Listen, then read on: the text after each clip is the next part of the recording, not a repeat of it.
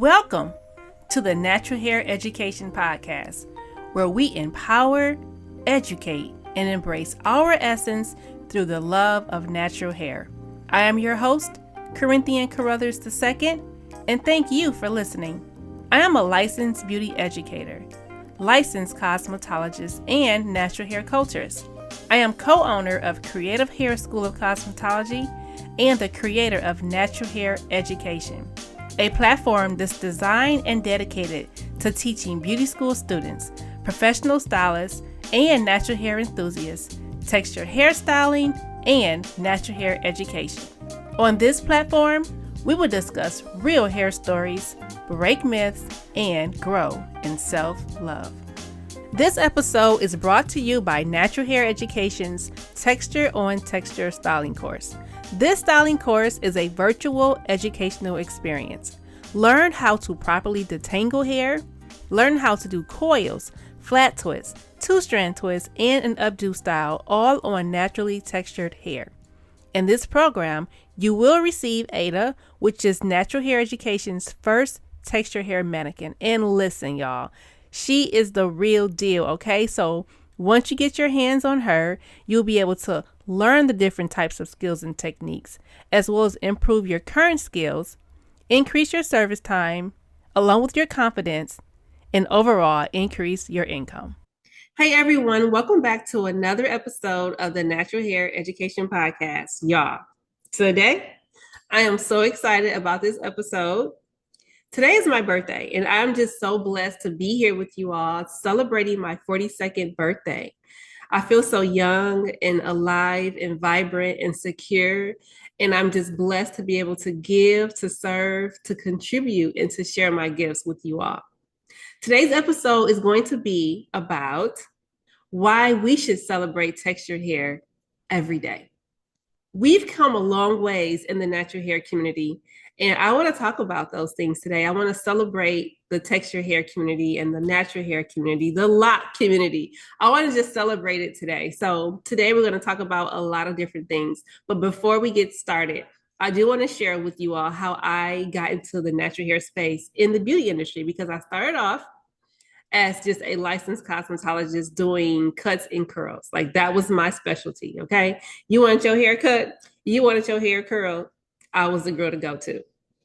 But I remember, so my family owns a beauty school, and at the time, my father was working at the school with us, and I would want him to do my relaxers. This is like 2002 maybe or so, and I was still getting relaxers. But I remember after my relaxers, I would put my hair on either tight rollers or those perm rods, or I'll do a straw set. I was creating texture styles, but I didn't understand that my hair already had the capabilities of being done in those ways without having to have a relaxer. So let's just say fast forward about a year or two later, I did the big chop. I started doing more research and studying around the texture hair industry or natural hair industry in that space. It was growing pretty big at that time. So I did the big chop, and I grew my hair back natural. This is like 2003, maybe 4. I'm going to say 3 though. And soon after that, we went to Bada Brothers. There was the Bada Brothers hair show in Atlanta. We go down there, and I remember seeing all the vendors, and I came across a vendor that was specifically targeted for locks.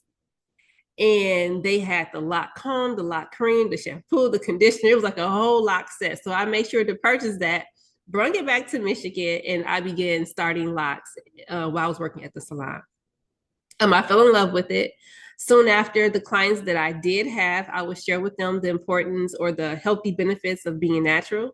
I started transitioning a lot of my clients through braids, through perm rod sets, and through straw sets, different texture on texture styles back then. I then eventually started, our beauty school started a braiding academy that focused specifically on braids. It was a 12-week course. And at the end, they were certified braiders. From there, in 2014, I started the natural hair program at our beauty school, and that was to just service only texture hair clients. We did everything around texture hair: braids, locks, coils, twists, twist outs, braid outs, all the things. And so I really just began to fall in love with the natural hair and texture hair. And I found it very interesting, the fact that just maybe 20, 25 years ago, no one was thinking about wearing their hair natural. I mean, I shouldn't say no one, because you do have an anomaly or a few that, were already on this wave path and this trend. Um, but for the majority of us, we were just curious about our real hair and how it looked. And we didn't have to get relaxers. And we didn't know that. We thought that we had to either press our hair out or do something that's going to change the natural state of our hair. And I just love the fact that I think it was in the early 2000s, you had Chris Rock come out with Good Hair. And there were a lot of YouTube channels catered around people that were discovering their hair and trying to do different things to it, using different products. It was huge. Now I remember I had wear my hair natural from 2003 to maybe 2007, 2009. I had my son in 2009.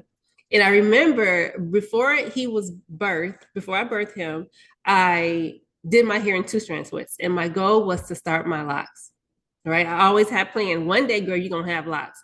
And so I started my locks. And I remember my aunt saw me and she said to me, "Now, pretty girls don't wear their hair like that. You just gonna destroy your whole look with your hair like that."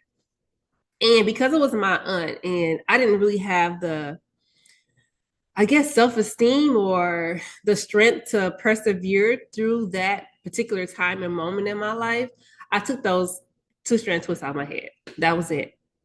And so I began to just wear lots of braids and Havana twists and kinky twists and all the twist styles and all the braid styles. And I just was like, I'm not going back to a relaxer. I don't have the time or the patience to cultivate my own texture hair, even though I did wear my texture hair from time to time. But because my lifestyle is so busy and I'm so active, I just felt like I didn't have the time to really do my hair. So braids was it.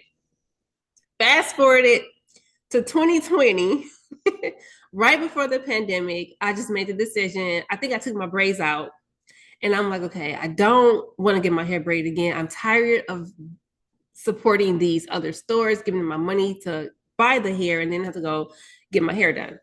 So I stayed here at the beauty school. I did make the choice of coloring my hair at the time before my locks. And then I coiled my hair.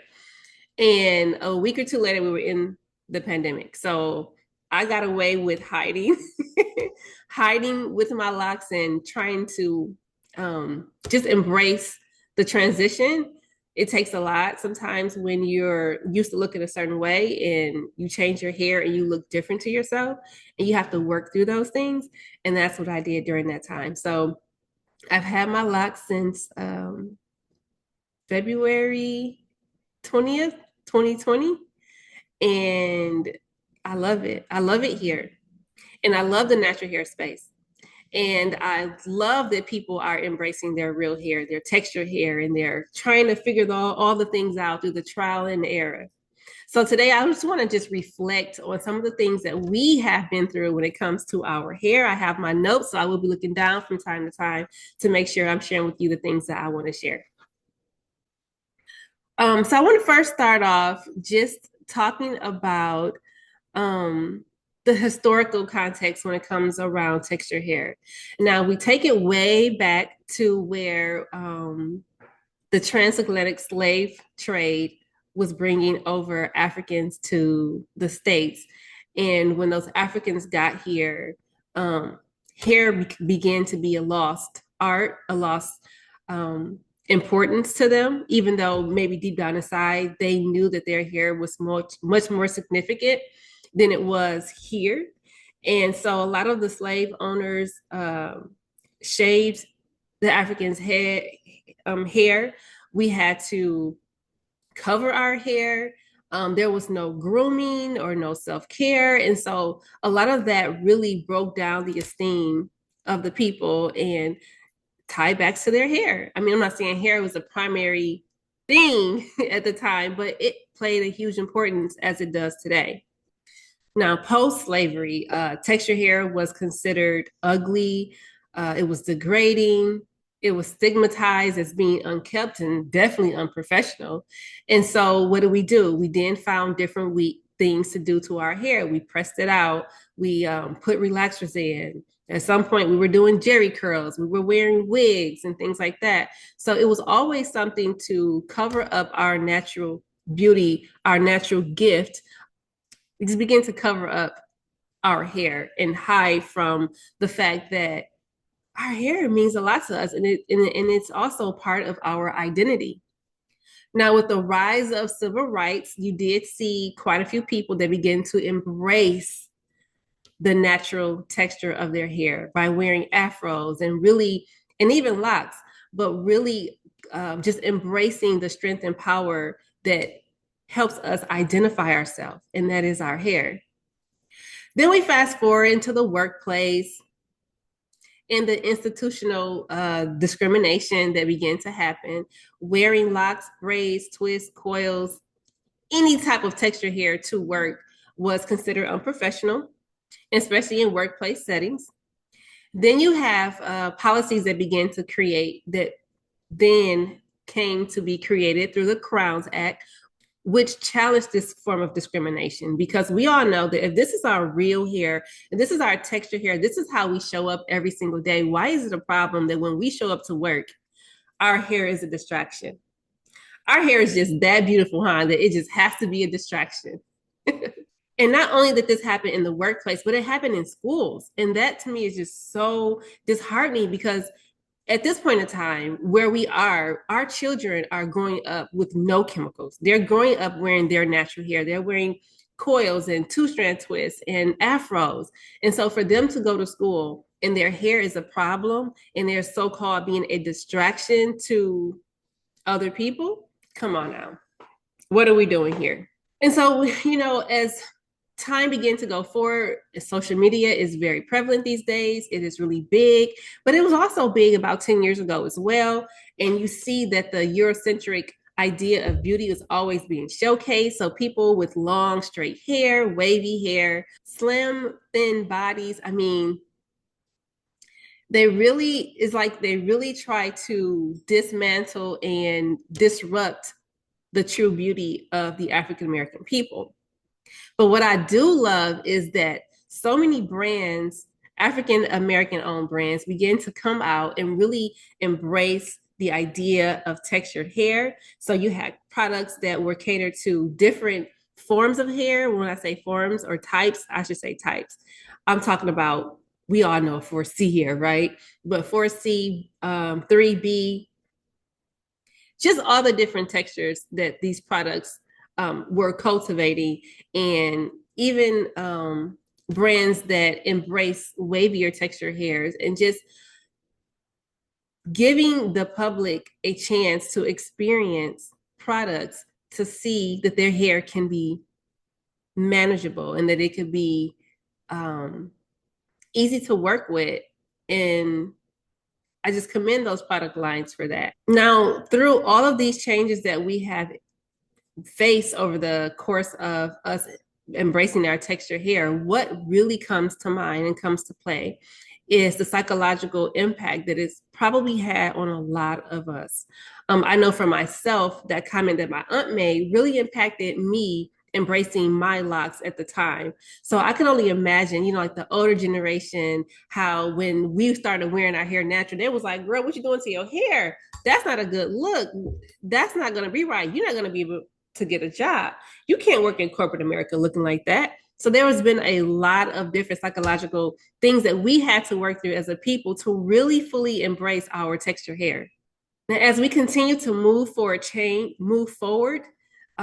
in our society, you see a lot more people that actually love their texture hair and wear they texture hair and promote texture hair and only style texture hair. I can say though that a lot more people this day and age are embracing their hair than ever before. I also want to add that there are more American people with texture hair than there is without.